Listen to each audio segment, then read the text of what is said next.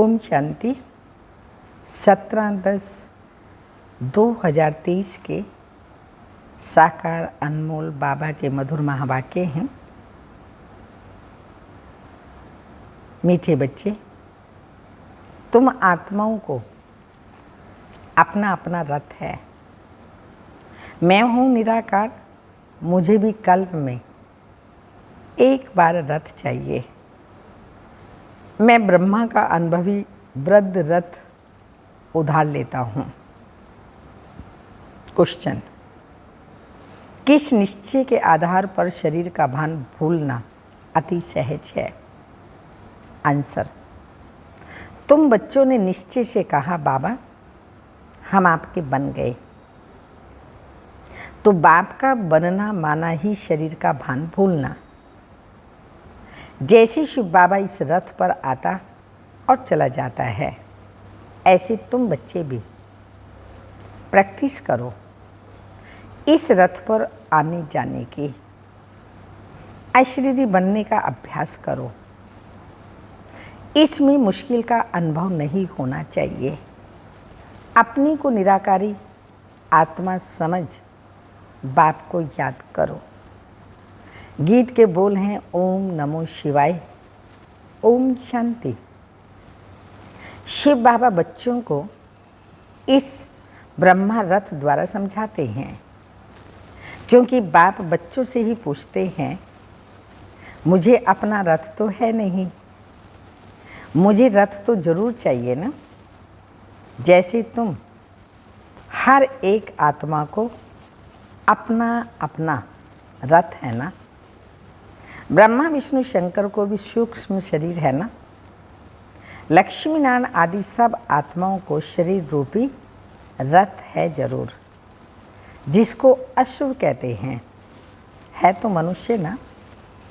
मनुष्यों की ही बात समझाई जाती है, जानवरों की बातें जानवर जाने।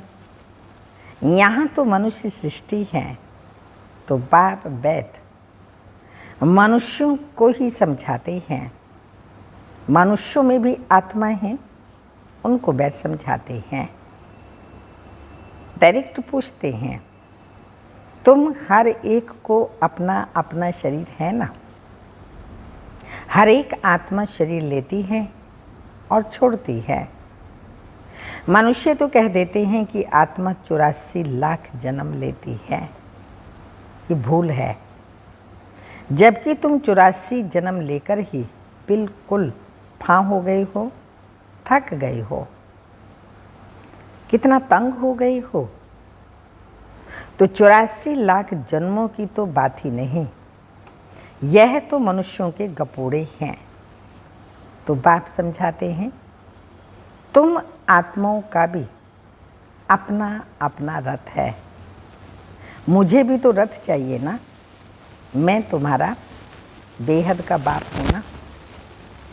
गाते भी हैं पतित पावन, ज्ञान का सागर आदि आदि। तुम और कोई को पतित पावन नहीं कहेंगे, लक्ष्मी नारायण आदि को भी नहीं कहेंगे।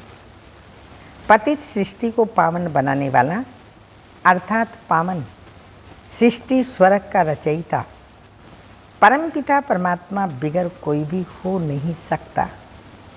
सुप्रीम फादर वही है। तो बाप जानते हैं तुम नंबरवार पत्थर बुद्धि से पारस बुद्धि बन रहे हो। बाहर वाले मनुष्य यह नहीं जानते।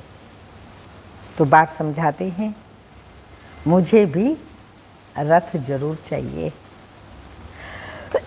मुझ पतित पावन को जरूर पतित दुनिया में ही आना पड़े। प्लेग की बीमारी होती है तो डॉक्टर प्लेगियों के पास आना पड़ता है ना। बाप कहते हैं तुम्हारे में भी विकारों की बीमारी होती है, ये आधा कल्प की है। मनुष्य तो दुख देने वाले हैं। इन 5 विकारों से तुम बिल्कुल पतित बन गए हो। तो बाप समझाते हैं मुझे भी पतित दुनिया में ही आना पड़े। पतित को ही भ्रष्टाचारी कहा जाता है, पावन को श्रेष्ठाचारी कहेंगे। बरोबर तुम्हारा भारत पावन श्रेष्ठाचारी था। लक्ष्मी नारायण का राज्य था जिसकी महिमा गाते हैं। सर्वगुण संपन्न 16 कला संपूर्ण निर्विकारी, वहाँ सब सुखी थे। ये तो कल की बात है। तो बाप कहते हैं मैं आऊँ तो कैसे आऊँ, किसके शरीर में आऊँ? पहले तो मुझे बाबा कहते पहले तो मुझे प्रजापिता चाहिए। सूक्ष्म वतनवासी को यहाँ कैसे ले आ सकते हैं? सूक्ष्म वतनवासी ब्रह्मा पहले ही कैसे आ सकता है? वह तो फरिश्ता है ना। फरिश्ते के तन में आए तो हम वो भाषा कैसे समझेंगे? फरिश्ते की भाषा तो इशारों की होती है। बाबा तो हम पतित आत्माओं को आकर के पावन बनाते हैं। उनको पतित दुनिया में ले आऊं, ये तो फिर दोष भी हो जाए, और फरिश्ता पतित दुनिया में भी ना आए। कहेंगे मैंने क्या गुनाह किया? तो बाप बड़ी रमणीक बातें समझाते हैं। समझेगा वही जो बाप का बना होगा। तो घड़ी घड़ी बाप कहते हैं एक बाप को याद करते रहो। बाप कहते हैं मैं आता ही तब हूँ जब धरती पर पाप बढ़ जाता है। कलयुग में मनुष्य कितने पाप करते हैं। तो बाप पूछते हैं बच्चे बताओ मैं आऊँ तो किस तन में आऊँ? कहीं कहीं का क्वेश्चन ही पैदा होता है ना, ब्रह्मा के ही तन में क्यों आते, इसी के तन में क्यों भगवान आता है? तो बाबा पूछ रहे हैं आप ही बताइए मैं किसके तन में आऊँ? मुझे चाहिए भी जरूर वृद्ध अनुभवी रथ। ये जो मैंने रथ लिया है बरोबर इनके बहुत गुरु किए हुए हैं, अनुभवी है, भक्ति भी बहुत की है, शास्त्र आदि पढ़ा हुआ है। यह भी लिखा हुआ है ना कि बहुत पढ़ा हुआ था। अर्जुन की बात नहीं, मुझे कोई अर्जुन व कृष्ण का रथ थोड़ी चाहिए। मुझे तो चाहिए ब्रह्मा का रथ। उनको ही प्रजापिता कहेंगे, कृष्ण को तो प्रजापिता नहीं कहेंगे। बाप को तो ब्रह्मा का ही रथ चाहिए जिससे ब्राह्मणों की प्रजा रचे। ब्राह्मणों का है सर्वोत्तम कुल। विराट रूप दिखाते हैं ना, देवता, क्षत्रिय, वैश्य, शूद्र। बाकी ब्राह्मण कहाँ गए यह किसी को भी पता नहीं है। ऊंचते ऊंचे ब्राह्मणों की चोटी चोटी हो तब तो समझा जाता है कि ये ब्राह्मण हैं, निशानी है ये ब्राह्मणों की। वास्तव में चोटी की बात नहीं, पर ऊंचे से ऊंचे ब्राह्मण, देवताओं से भी ऊंचे हैं ब्राह्मण। सच्ची सच्ची चोटी तो तुम्हारी है।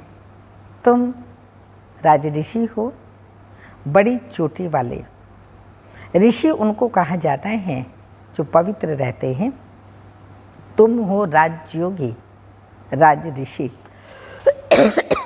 राजा ही के लिए तपस्या कर रहे हो। वह मुक्ति के लिए हठ योग की तपस्या करते हैं। तुम जीवन मुक्ति राजाई के लिए राजयोग की तपस्या कर रहे हो। तुम्हारा नाम ही है शिव शक्ति। शिव बाबा तुम्हें रीइंकार्नेट करते हैं तो तुम फिर से भारत में जन्म लेते हो। जन्म लिया ना, कोई ने भल जन्म लिया है, परंतु समझते नहीं कि हम शिव बाबा के बने हैं। उनके पास जन्म लिया है। अगर ऐसा समझे तो शरीर का भान बिल्कुल ही निकल जाना चाहिए। जैसे शिव बाबा निराकार इस रथ में हैं, तुम भी अपने को निराकार आत्मा समझो। बाप कहते हैं बच्चे मुझे याद करो, अब वापस घर चलना है। तुम तो पहले अशरीरी थे, फिर देवी देवता का शरीर लिया, फिर क्षत्रिय शरीर, फिर वैश्य शरीर, फिर शूद्र शरीर लिया। अभी फिर तुम अशरीरी बनो। अशरीरी आए थे, यहाँ पर हर युग में अपना अपना हर जन्म में शरीर लिया और फिर अब अशरीरी बन करके ही जाना है। तुम मुझ निराकार को ही कहते हो बाबा, अभी हम आपके बने हैं, हमको वापस जाना है, देह को तो ले नहीं चलना है। हे आत्माएं, अब मुझ बाप को और स्वीट होम को याद करो। मनुष्य जब विलायत से लौटते हैं तो कहते हैं चलो अपने स्वीट होम भारत में चलें, जहाँ जन्म लिया था वहाँ लौटें। मनुष्य मरते हैं तो जहाँ जन्म लिया था उनको वहाँ पर ही ले जाते हैं। समझते हैं भारत की मिट्टी का बना हुआ है तो वह मिट्टी भारत में ही छोड़े। तो बाप कहते हैं मेरा जन्म भी भारत में है। शिव जयंती भी मनाते हो, मेरे नाम तो ढेर के ढेर रख दिए हैं। कहते हैं हर हर महादेव, सबके दुख काटने वाला वह भी मैं ही हूँ, शंकर नहीं है। ब्रह्मा सर्विस पर हाजिर है और फिर जो स्थापना करते हैं वही विष्णु के 2 रूप से पालना करेंगे। सतयुग में 2 रूप लक्ष्मी नारायण पालना करेंगे। मुझे प्रजापिता ब्रह्मा जरूर चाहिए। आदि देव का बरोबर मंदिर भी है। आदि देव किसका बच्चा है, कोई बताए, उनका बाप कौन था? आदि देव प्रजापिता ब्रह्मा है, उनका बाप है शिव। यह जगत पिता जगदम्बा का यादगार मंदिर है। इस आदिदेव ब्रह्मा के रथ में बाप बैठ ज्ञान सुनाते हैं। कोठरी में सब बच्चे बैठे हैं।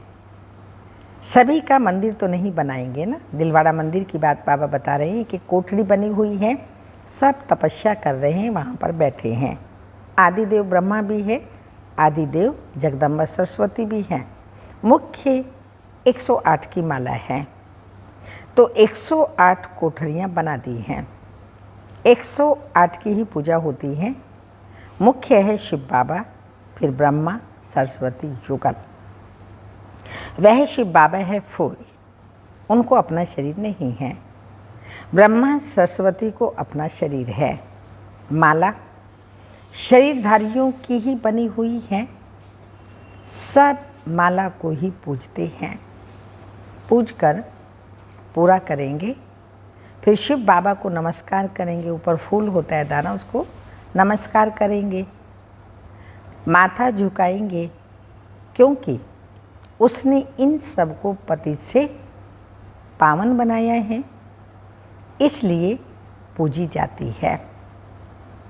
माला हाथ में ले बैठ राम राम कहते हैं। परमपिता परमात्मा के नाम का किसी को पता नहीं है। शिव बाबा है मुख्य, फिर है प्रजापिता ब्रह्मा सरस्वती भी मुख्य ही हैं। बाकी ब्रह्मा कुमार कुमारियाँ जो पुरुषार्थ करते रहते हैं उन्हों के भी नाम होंगे।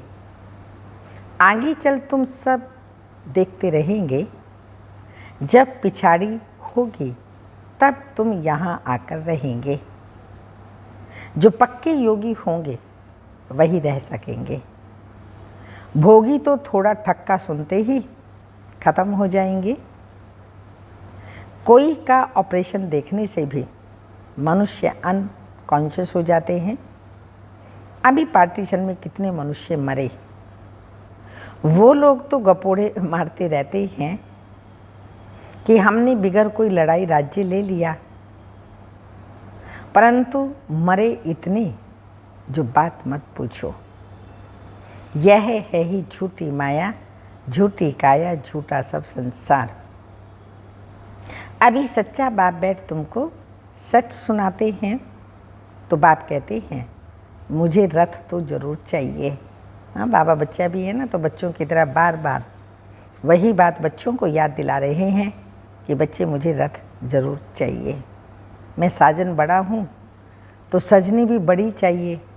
श्री कृष्ण तो छोटा बच्चा था, उसके तन में कैसे आएंगे? तो बाबा ने कहा मैं बड़ा हूँ तो सजनी भी बड़ी चाहिए और अनुभवी चाहिए। सरस्वती है ब्रह्मा मुख वंशावली। वह कोई ब्रह्मा की युगल नहीं है, ब्रह्मा की बेटी है। उनको फिर जगदम्बा क्यों कहते हैं? क्योंकि यह मेल है ना, पुरुष का चोला है ब्रह्मा का, तो माताओं की संभाल के लिए उनको रखा है। ब्रह्मा मुख वंशावली, सरस्वती तो ब्रह्मा की बेटी हो गई। मामा तो जवान है, ब्रह्मा तो बूढ़ा है। सरस्वती जवान, ब्रह्मा स्त्री शोभती भी नहीं है। हाँ, पार्टनर कहला ना सके। अभी तुम समझ गए हो तो बाप कहते हैं मुझे इस ब्रह्मा का शरीर लोन लेना पड़ता है। उधार पर तो बहुत लेते हैं। ब्राह्मण को खिलाते हैं तो वह आत्मा आकर ब्राह्मण के शरीर का आधार लेगी। आत्मा वह शरीर छोड़कर आती है क्या? नहीं। यह तो बच्चों को समझाया गया है ड्रामा में। साक्षात्कार की रस्म रिवाज पहले से नोंद है, यहाँ भी बुलाते हैं। ऐसे नहीं कि आत्मा शरीर छोड़ कर के आएगी, नहीं, ये ड्रामा में नोंद है। बाप के लिए तो यह रथ नंदीगण है, नहीं तो शिव के मंदिर में बैल क्यों दिखाते हैं? सूक्ष्म वतन में शंकर के पास बैल कहाँ से आया? वहाँ तो है ही ब्रह्मा विष्णु शंकर। वह युगल दिखाते हैं, प्रवृत्ति मार्ग दिखाते हैं ना। बाकी वहाँ जानवर कहाँ से आया? मनुष्यों की बुद्धि कुछ भी काम नहीं करती, जो आता है सो कहते रहते हैं, जिससे waste of time, waste of energy होती रहती है। तुम कहते हो हम जो पावन थे, देवता थे, फिर पुनः जन्म लेते लेते हम पुजारी बने हैं। आपे ही पूज्य, आपे ही पुजारी। पूज्य और पुजारी कोई भगवान नहीं बनता, उनको थोड़ी 84 जन्म लेने पड़ते हैं। माया मनुष्यों को बिल्कुल पत्थर बुद्धि बना देती है। हम सो का अर्थ यह नहीं है हम सो आत्मा, सो परमात्मा नहीं। हम सो ब्राह्मण, सो देवता, सो क्षत्रिय, सो वैश्य और सो फिर शूद्र, जो पुनर्जन्म लेते आई हैं। कितनी अच्छी समझानी है।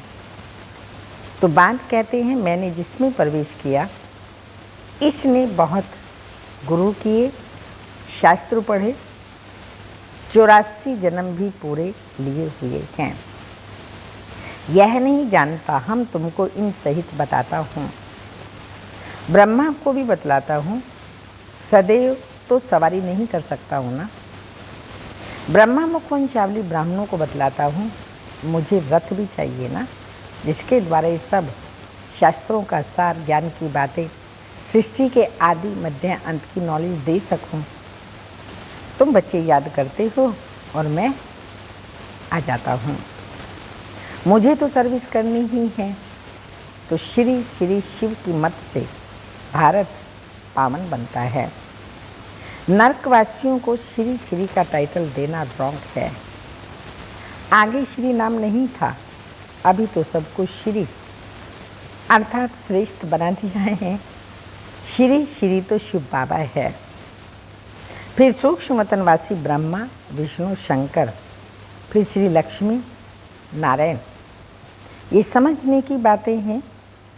नॉलेज बड़ी मज़े की है, समझने की बातें हैं। नॉलेज बड़े मज़े की है। कोई कोई पढ़ते पढ़ते रफू चक्कर भी हो जाते हैं। माया हाथ छुड़ा देती है। दुकान भी नंबर वार है। ये सेंटर सब बाबा की दुकान, तो बाबा ने कहा वो भी नंबर वार हैं। बड़ी दुकान में ज़रूर अच्छे सेल्समैन होंगे, छोटे छोटे में कम होंगे। तो बड़ी दुकान पर जाना चाहिए जहाँ महारथी हों। माताओं को तो टाइम बहुत रहता है। पुरुषों को धंधा आदि करना है तो बिजी रहते हैं। माताएं तो फ्री हैं, खाना पकाया बस, वह तुम पर फिर बंधन डालते हैं। सुनते हैं ब्रह्मा कुमारियों के पास जाने से विश्व बंद हो जाएगा तो रोकते हैं। शिव बाबा ऐसी तिरकनी चीज है जो घड़ी घड़ी खिसक जाती है, पारे की तरह से खिसक जाती है, अर्थात बाबा की याद भूल जाती है। बाप बिल्कुल सहज रास्ता बताते हैं कि मुझे याद करो। सहज रास्ता है, मुझे याद करो तो तुम्हारे पाप भी कट जाएंगे और तुम मेरे पास आ जाएंगे। याद नहीं करेंगे तो पाप भी नहीं कटेंगे और मैं साथ भी नहीं ले जाऊंगा, फिर सजा खानी पड़ेगी। भक्ति मार्ग में छाछ पीते आए हैं, मक्खन तो तुमने सत्युग त्रेता में खाकर पूरा किया, बाकी पीछे छाछ रह जाती है। छाछ भी पहले अच्छी मिलती है, फिर पानी मिलता है। सत्युग त्रेता में घी दूध की नदी बहती है। अभी तो घी कितना महंगा हो गया है। अच्छा, माता पिता बाप दादा का मीठे मीठे सिक्की लदे बच्चों प्रति याद प्यार। Good morning, diamond morning. रूहानी बाप की रूहानी बच्चों को नमस्ते। हम रूहानी बच्चों की रूहानी माता पिता बाप दादा को याद प्यार। गुड मॉर्निंग, डायमंड मॉर्निंग, ओम नमस्ते। धारणा के लिए मुख्य सारे हैं। राज ऋषि बन तपस्या करनी है। राज ऋषि बन तपस्या करनी है। पूजनीय माला में आने के लिए बाप समान सर्विस करनी है। पक्का योगी बनना है। सेकंड पॉइंट, नॉलेज बड़ी मज़े की है। बाबा बहुत मज़े की नॉलेज सुनाते हैं, इसलिए रमणीकता से पढ़ना है, मूंझना नहीं है। इस पढ़ाई में कभी भी कंफ्यूज नहीं होना है। और पढ़ना माना रमणीकता से कोई सीरियस होकर के नहीं, लेकिन रमणीकता से पढ़ना भी है और पढ़ाना भी है, मूंझना नहीं है। वरदान, वैरायटी अनुभूतियों द्वारा सदा उमंग उत्साह से भरपूर रहने वाले विघ्न जीत भाव। स्पष्टीकरण, रोज अमृत वेले सारे दिन के लिए वैरायटी उमंग उत्साह की पॉइंट्स बुद्धि में इमर्ज करो। वैसे के वैसे नहीं, मैं आत्मा हूँ। रोज उमंग उत्साह लाने के लिए वैरायटी पॉइंट्स बुद्धि में इमर्ज करो। हर दिन की मुरली से उमंग उत्साह की पॉइंट्स नोट करो, फिर उनको मनन करो, चिंतन करो। वह वैरायटी पॉइंट्स उमंग उत्साह बढ़ाएंगी। मनुष्य आत्मा का नेचर है, वैरायटी पसंद आती है। इसलिए चाहे ज्ञान की पॉइंट्स मनन करो या रूढ़ियान करो, वैरायटी रूप से जीरो बन अपने हीरो पार्ट की स्मृति में रहो।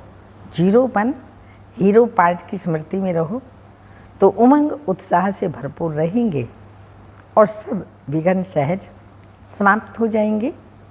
स्लोगन, अपनी अवस्था को ऐसा शांत चित्त बना लो जो क्रोध का भूत दूर से ही भाग जाए। अपनी अवस्था को ऐसा शांत चित्त बना लो जो क्रोध का भूत दूर से ही भाग जाए। अव्यक्त इशारा, अपने ईश्वरीय संस्कारों को भी सफल करो तो व्यर्थ संकल्प स्वतः ही चले जाएंगे। ईश्वरीय संस्कारों को बुद्धि के लॉकर्स में नहीं रखो, कार्य में लगाओ, सफल करो। सफल करना माना बचाना या बढ़ाना। मनसा से सफल करो, वाणी से सफल करो, संबंध संपर्क से, कर्म में अपने श्रेष्ठ, संग से अपने अति शक्तिशाली व्रति से सफल करो। सफल करना ही सफलता की चाबी है। सफल करना सफलता की चाबी है। ओम शांति।